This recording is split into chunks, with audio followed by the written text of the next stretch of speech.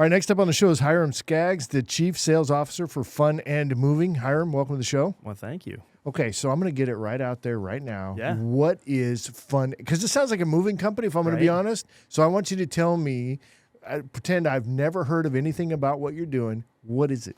Absolutely. So we're an online physical therapy and rehab platform. So on-demand videos that you can do online from your phone, from your television. We have smart TV apps as well.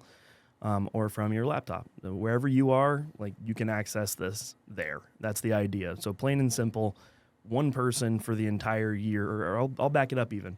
One person goes to a physical therapy appointment. It costs them minimum out of pocket of $120. It's like $95 to $250 is kind of the whole spread that it might be. But say it's $120. We can have that for the whole family for the year is the difference in our price. Okay. So, you know, when you look at when technology is doing its best, it's when it's solving a sticky problem and making it a really simple solution. You think online banking, you think online ordering, like with Amazon or with food delivery, that sort of thing. Mm-hmm. There's a incredibly broken system, not just in the U.S. but abroad. It's true in the U.K. It's true overseas. But having our system be something that people can actually access, and I don't mean ours. Like, I'm talking about the healthcare system abroad, like everything. It's not working for people right, and it's rife for some really good solutions to come out and solve that problem. Yeah. So ours is very silly name, right? Fun and moving. It's because we want to get people moving and get them engaged, but also so that we can kind of be not just accessible, but something that gives a little bit of brightness, a little bit of joy in somebody's life, and that they can feel not intimidated by. Because we're not a gym, we're not a program that's asking you to make a whole bunch of life changes.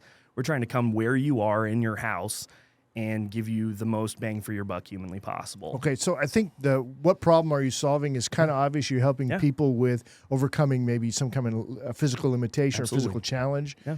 Where's the fun aspect of it? How do you make it fun? The fun aspect of it. So on the one side, we've got just a preposterous amount of content. We've got over 1,200 routines on there, and it's in every different area you can imagine that's might touch on physical therapy or might touch on like something closer to like exercise at a lower level. So, if you're really interested in line dancing, there's a line dancing, set of routines you can go look at. There's a bunch you can do in the dance area, yoga, Tai Chi, Pilates, not just I have a knee replacement and I need to do rehab for that or prehab for that. We have that too. If you've got carpal tunnel, we got it. But beyond that, we have some engaging, fun things you can do. Learn a little bit about how to do Pilates or yoga.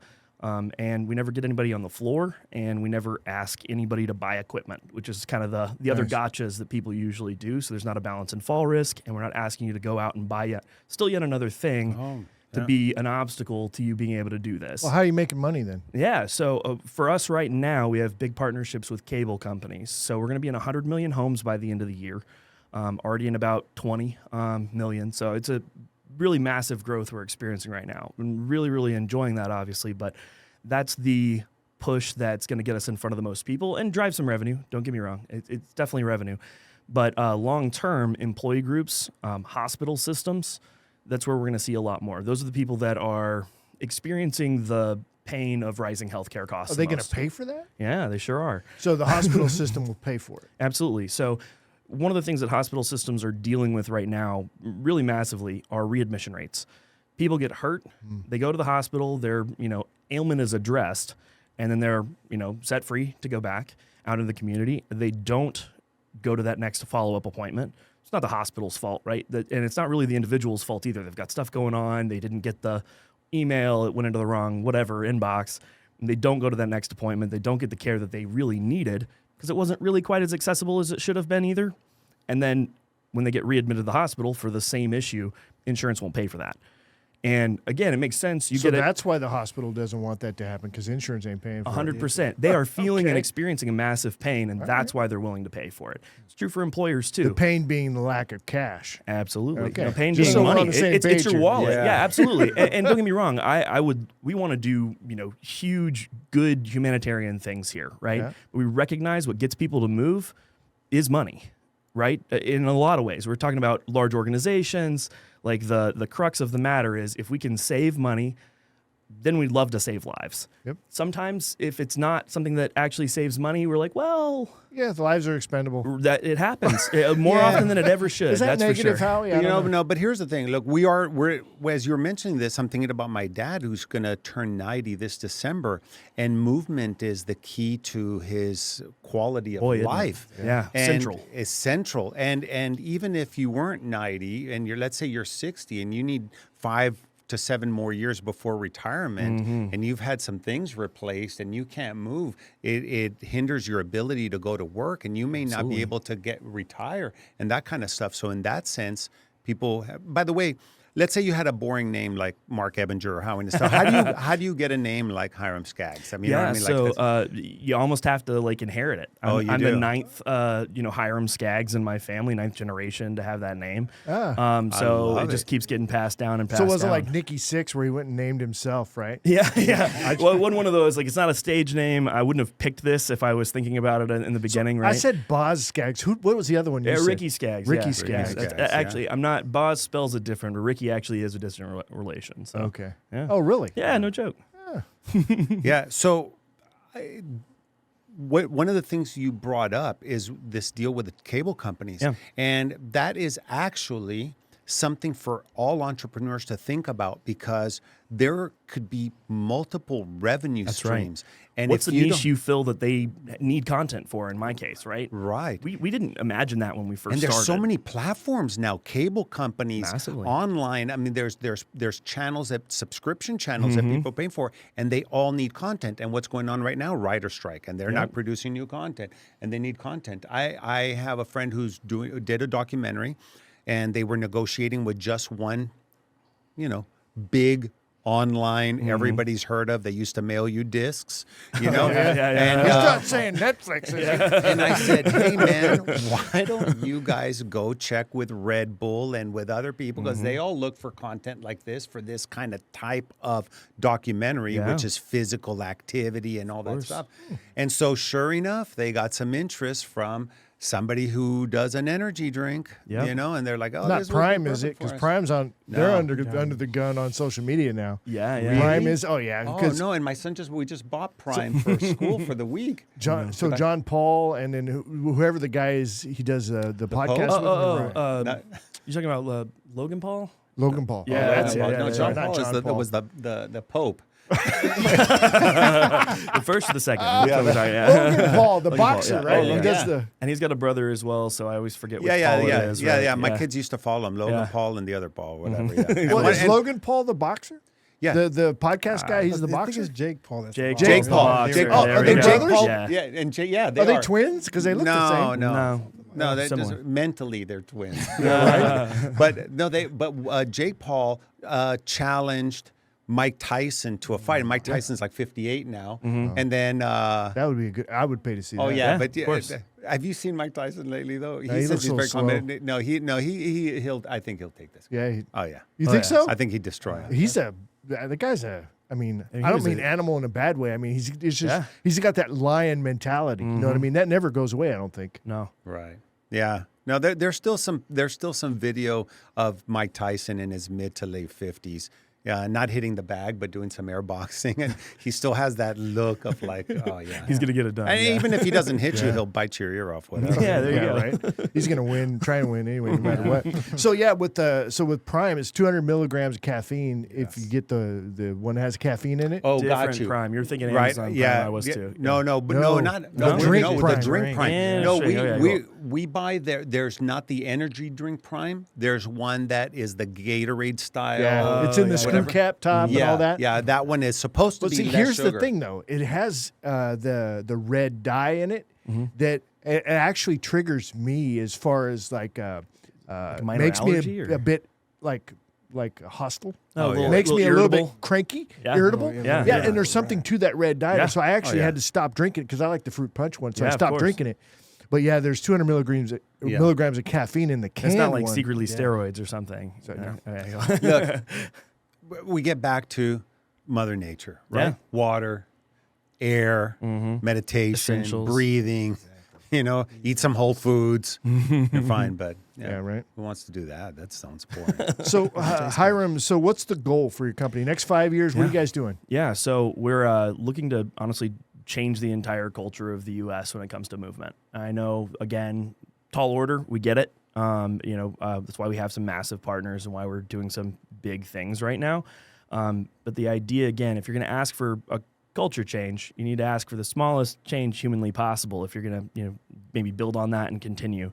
So one of the reasons that we're in households, that we're aiming at households, even while we're turning around and selling to employers and hospital groups and, making some of these overseas connections that we are, the reason we're doing that is because we know the end user, somebody like your father, right? Mm-hmm. Somebody like even myself. No, like me, because I was going to say, I'm big into movement. I've hired these like ex-Israeli guys that are movement experts and whatever. And I brought in a guy for a retreat. He had a company called Way of Movement, and it was the biggest hit for the weekend. It was 120 guys at this retreat. Everybody's like, "Oh my God, I feel so much better." I didn't realize. And we did these things and walking and on all fours. And that's right. It's like, you just need a little guidance, in their 60s or what? I mean, based on their diet and all the red dye they consume, they're in their 40s, but they move like they're in their 60s. How old are you, Carlos?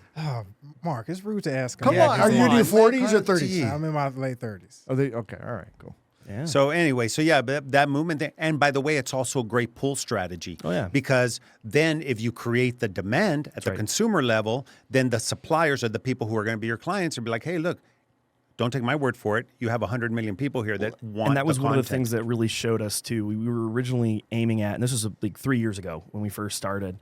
Pandemic was on. Everybody was kind of shutting down, wasn't sure what to do with their lives or where everything was going to go next. We were talking to insurance companies. We thought surely they would want to solve this problem.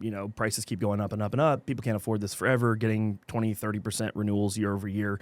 They've got to recognize this as a problem.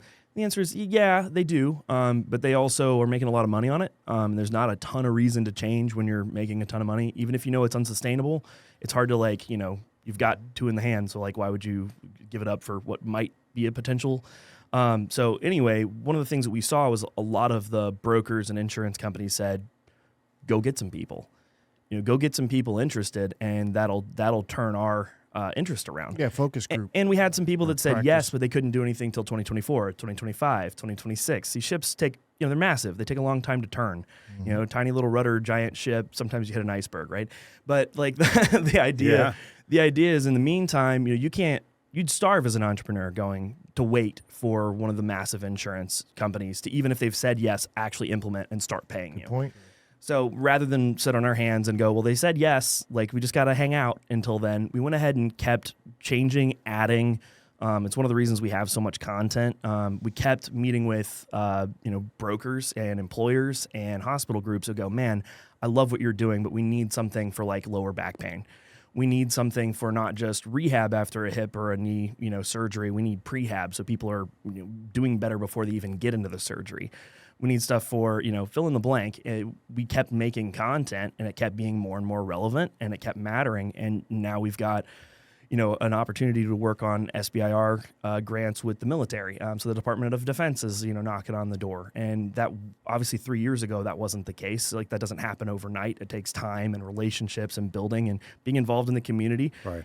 There are people in Velocity, Texas and Geekdom that if we hadn't gotten to know people in that space, there's no way in the world we would have that kind of opportunity. Yeah, and you never know who's going to see your content and what spark or tipping point that's going to cause. Yeah. Case in point, I remember years ago, Bill Gates was doing an introduction for either Windows 2008, I don't remember what it was. And he mentioned that because it's integrated to the World Wide Web, he goes to watch videos, and he said there's this little obscure guy that puts up videos for his nieces, and I often watch them, and it's what ended up becoming that platform where now they use it in schools. My kids use it in school. It's called Khan Academy, Khan Academy. Interesting. And the guy's last name was Khan, and he was making these videos. Now they have thousands of videos. Naturally. The Bill and Melinda Gates Foundation funded them. Sure. They have 800, I think, employees, Yeah. and they're creating content all the time. And now school systems pay for it and use it in their schools, and it's free to students. Absolutely. And it reverses the model of learning. You get to ask questions of your teacher while you're in class. I love it. Oh, that's and, amazing. and, Yeah. and you do your learning, your video or instructional learning at home. Love it. Yeah. Man. All right, well, we are actually out of time, so we got to wrap up. But Hiram, if folks want to kind of learn more about what you're doing Absolutely. and get connected, how do they do that? Yeah, so you can go to funandmoving.com, funandmoving.com. Sometimes we shorten it as FAM as well, so that's an easy way to find us. Looking at us on LinkedIn, on YouTube, on Facebook, Instagram. We're out there everywhere. Also, feel free to reach out to me personally. Like my contact information is on my Instagram, on my LinkedIn. So would be more than happy to respond to anybody that had a question, request, whatever. It's also very, very inexpensive to get started. Share it with a loved one, whatever the case might be. So we can always talk about doing that. Love it. Thanks, Hiram. Appreciate it. Yeah. All right, as a wrap of the show, quick reminder to check out our latest podcast or catch video version of the show anytime on our website at satalkradio.com. That's going to be it for us for this one. You guys did a great job. Thank you very much. And we'll see you on the next one. Awesome. Awesome.